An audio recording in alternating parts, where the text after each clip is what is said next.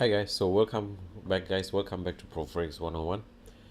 So today guys, I want to be talking about a topic that comes up when you are just getting into Forex, okay? If you have no idea about Forex or if you tell anybody that you are in trading, okay, then the question is, hey, isn't trading a scam, okay? So yeah, the first question is like, okay, isn't it a gamble, okay? And then the second thing is it's like, hey, isn't trading a scam?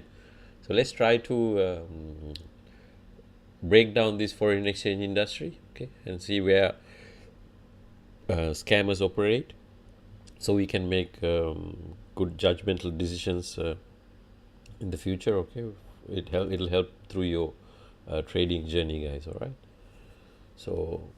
So let's try to break it down, guys. So we have the forex industry. Okay.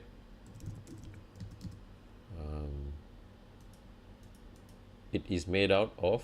Let me make that bigger. It is made out of the forex markets. Okay, that's a given. It's where the trading happens. You got governments trading forex.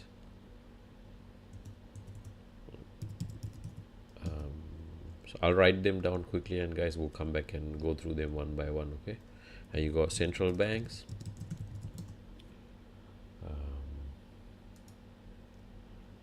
You got multinational companies, and then you got hedge funds, and then you got traders like us who trade forex. What else? Then you got fund managers, and then you got brokers who facilitate all this for us, and then the education sector. We'll put mentors into the same category. Oops, mentors. And then you got your everyday travelers. Okay. All right. So, okay, guys. So this is what the foreign exchange industry is composed of. So you got your foreign exchange markets. That's where all the trading happens. We spoke about this earlier, guys. So it's a decentralized market where it's open 24 hours a day, 5 days a week. Okay, and then you got governments trading forex. So let's take an example. If a government needs to acquire some,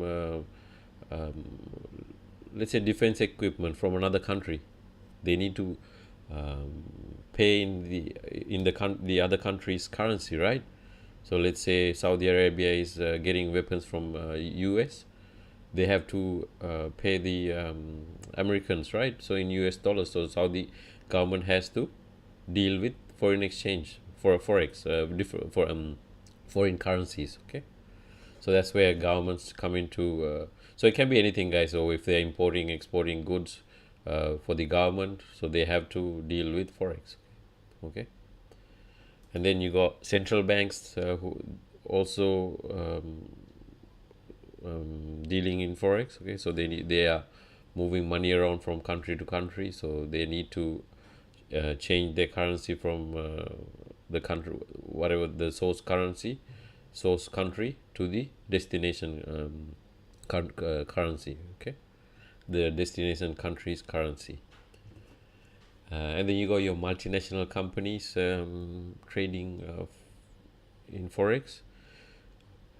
So what they, for instance, for multinational companies, guys, they might be having offices all over the world. Okay, so for example, let's take Apple. They have employees in China, and they have offices in US, and they're selling this product all over the world. So they have to deal with forex in the sense like they have to pay people in China in Chinese yen, and then pay their employees in US dollars, and then they're selling their phones in all over the world in different currencies. So that naturally, if you're a multinational company, you are dealing with forex. Okay, so what these multinational companies so that's when hedge funds come in, guys. So hedge funds, they manage money for these multinational companies. What they do is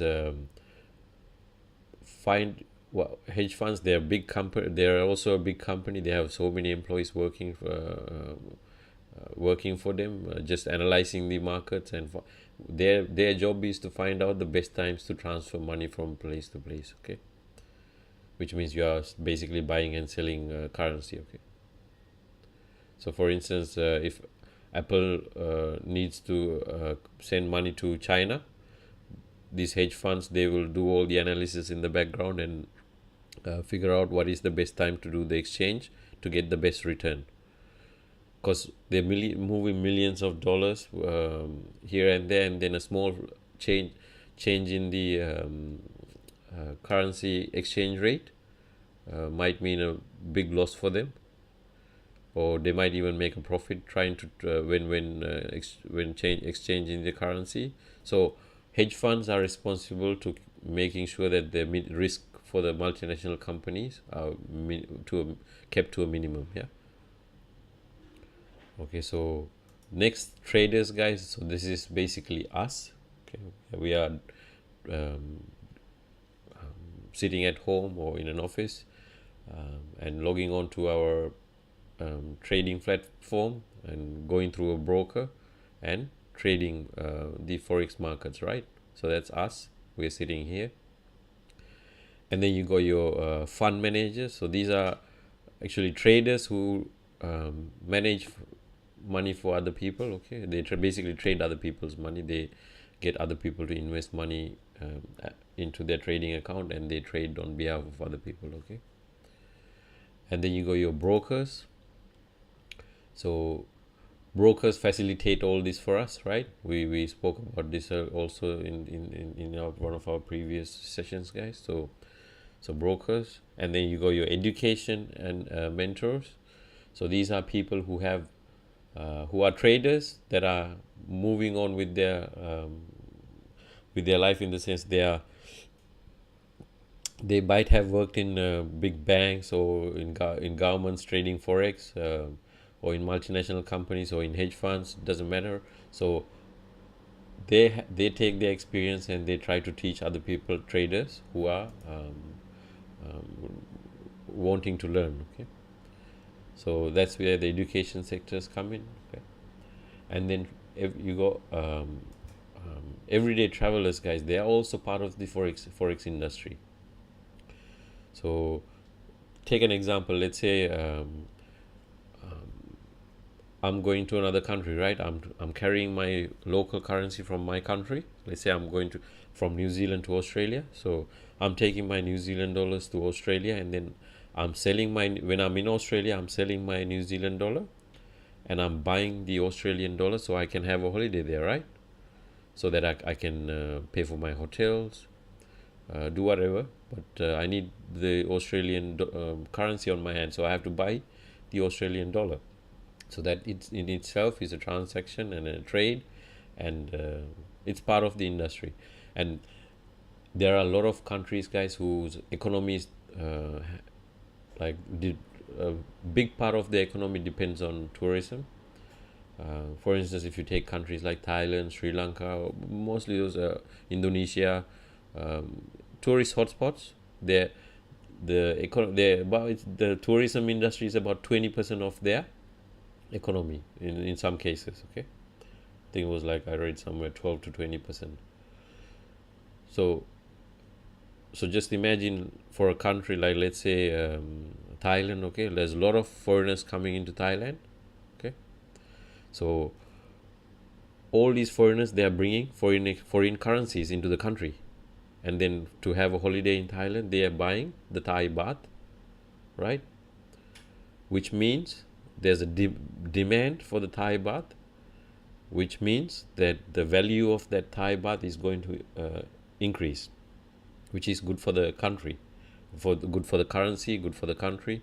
Okay, so this is how travelers play a part in the forex industry. Okay,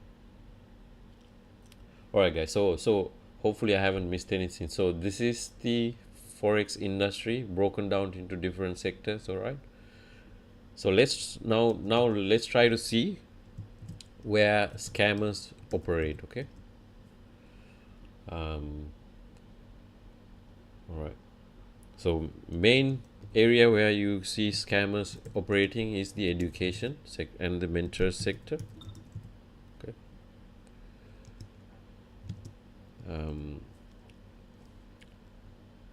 I call these like, let's say, lifestyle sellers. Yeah, I call them lifestyle sellers. So there are a lot of guys out there who have tried to trade, but they're not really good at trading. So they know a little bit about the markets, and what they try to do is they try to package a course or a indicator, or they might even like say that they're selling trading signals. Okay, and then they'll have like really they'll be showing a lavish lifestyle on the on YouTube. That's why I call them lifestyle sellers. So these are all scams, guys. All right. So that's the easiest way to spot a scam is if they're showing off their money, right? They're driving Lamborghinis or jet setting, and and living in big mansions. They're showing this off online to attract people to come and buy into their course. Okay, guys. So you have to be very careful. And as I mentioned earlier, when I got into forex, guys, I also got into a few scams. So there's a lot of scams out there, and the easiest way to spot is these lifestyle sellers, guys. Okay, just think about it, because do you think a $2.99 course will let you tap into this foreign exchange industry, which is a trillion dollars a day industry, or even a $299 indicator? Do you think it'll help you to make money? No, right? So yeah, guys, so you have to be very careful. The thing is, when you are in a 9 to 5 job, I've been there, right? So 9 to 5 job, and then you see these advertisements and these videos online saying, oh, hey, if you want a nice lifestyle, you want to be a trader, come join us. But guys, you end up joining these courses, and then it'll get you nowhere. Okay, so be very, very careful. This is where the scammers operate, and this is where a lot of bad names comes to the foreign exchange markets, guys. Just think of it like this, guys. Just when you join a course, you are not there to see how the mentor is living, or how he's having a nice lifestyle. You're there to learn.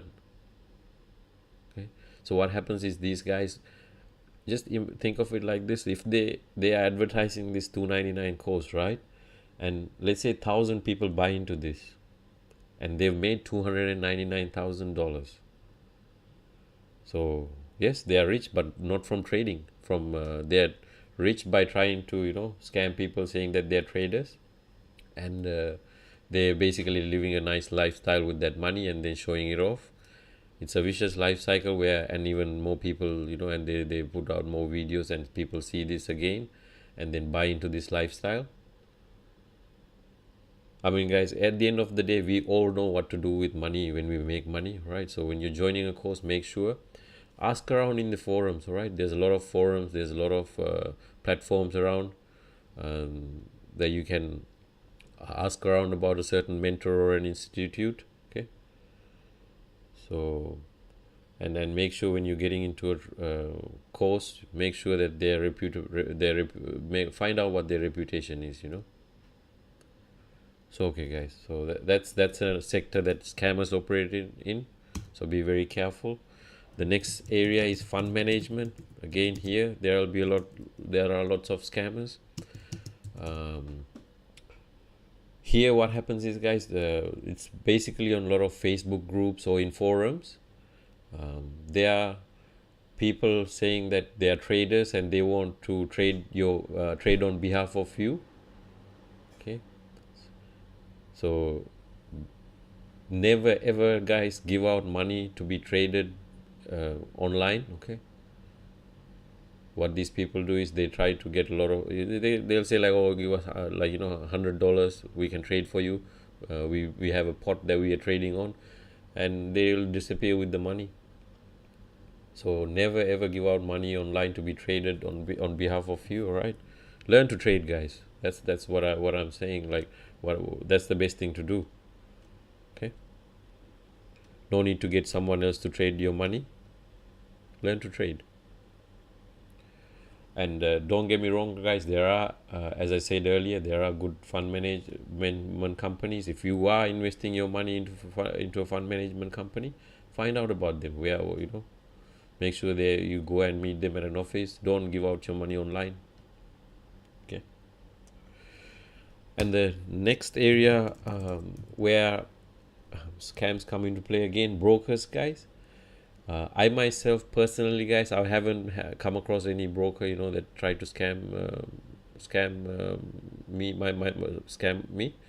But I've heard that there are, incidents, that there are incidents that has happened in the past where some companies pretended to be a brokers, and then people end up depositing money in an account to trade, and then end up losing all their money. Okay. What I don't like about the brokers is like mostly like their advertising is like it's so easy to trade, like a click of a button. So but the thing is, they're not telling you is that it's so easy to lose all your money also by a click of a button. I'm not saying anything bad about the brokers that are legitimate brokers, but there are two sides to it, guys. Okay. But yeah, the way to find out if a broker is good or not, I mean, if it's a scam, go to a site like, for instance, for let's take FX Street. Okay, when you go to their site, um, let that load.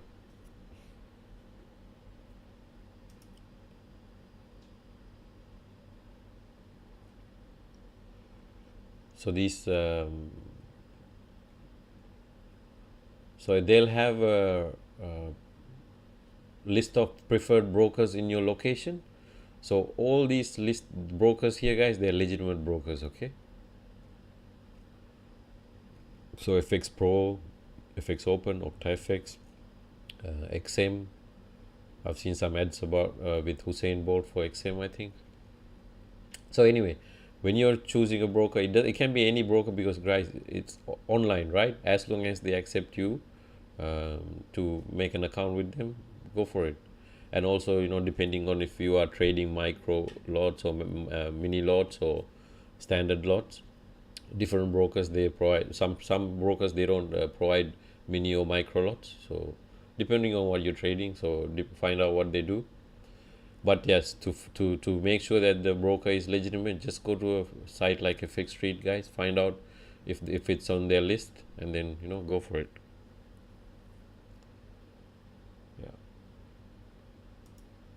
I mean, even with, as I said, guys, even with the legitimate brokers, I don't like the ads that that's being put around on the net. It's like trading. They make it sound like trading is a piece of cake, but it's not. So yeah. So okay, guys, let me get back to my talk. So yeah, guys, so this are the three sectors these scammers operate in. So now you are well informed. Okay. So foreign exchange, the whole of the foreign exchange industry, guys, gets a bad name because of these sectors. Okay, they're like leeching onto this legitimate industry.